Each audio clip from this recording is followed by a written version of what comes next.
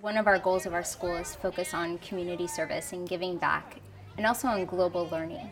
So the way this project came to me is after seeing the film, I just felt really inspired to participate and to make a connection with our local senior center here in Healdsburg. Just everybody, just one at a time, just tell me what we're going to do today.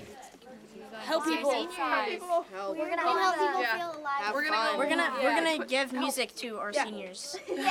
See their reaction to it. We're gonna make a playlist for our seniors. We're gonna make them happy. The 7th grade class, there's a biology focus, and part of that curriculum is learning about the human body and anatomy and the physiology of it. And we do spend a lot of time on the brain. And so I thought it was very appropriate after seeing the film that when we learned about the brain and the different parts of the brain and their jobs, this film just fit perfectly in with that curriculum, and it led right into a service learning project. Yeah.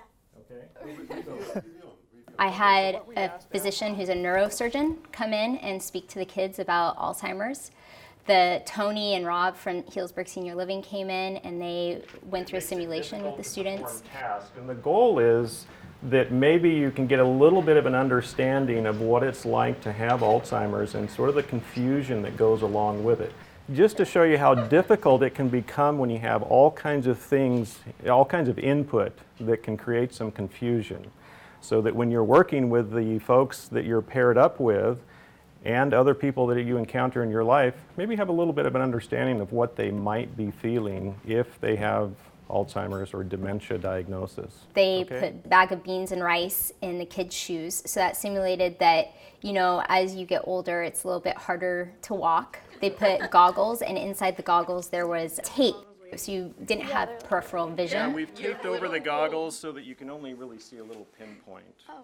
Yeah, that's right. That's right. They had gloves that the kids put on, and two of the fingers on the gloves were taped together, so limiting their dexterity with their fingertips. And then they put on headphones with loud music that switched from one song to the next. Sometimes it was cafeteria noises, sometimes it was patriotic music, but it was very distracting. So then the students became a little disoriented. This is hard.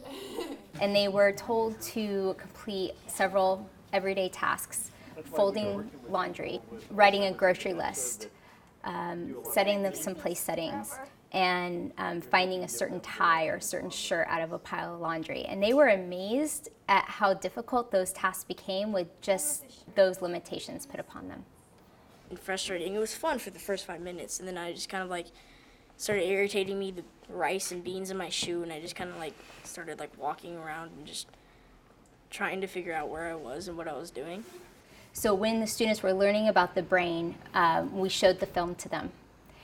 And I couldn't believe how inspired and moved that they were to take action.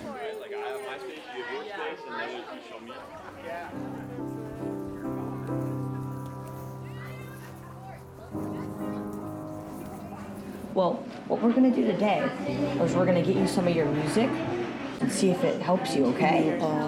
Yes, we are. It's going to be awesome. Do you remember Neil Diamond? Her name is Gloria. She's about 86 years old. Me and Sophia, my partner, and we came here about 3 weeks ago. The first and probably the second visit, the only word she ever said to us was butterfly. When we walked her out in the garden, she saw a butterfly, and that's all she told us, about one word. Then about 2 lessons later, last lesson we gave her the music, and that just totally, she started talking to us, and she started just saying stuff we never knew, how she has a ranch in Alexander Valley where she grew up. Do you want to keep listening to this song? She loved to garden, and it was just, we learned so much about her through the music, and it's the music has helped her so much. You said you played the sax. Did you play any concerts or anything? Yeah, saxophone. I can't sing.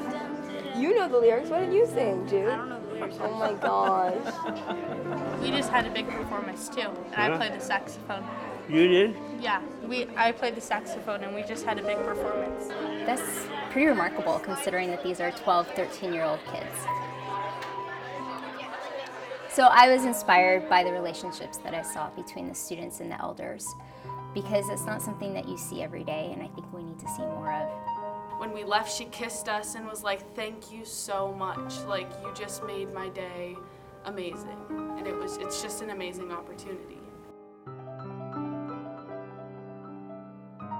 There's nursing homes all over America. You can do this. It's not hard, and it's an idea that can spread into something huge.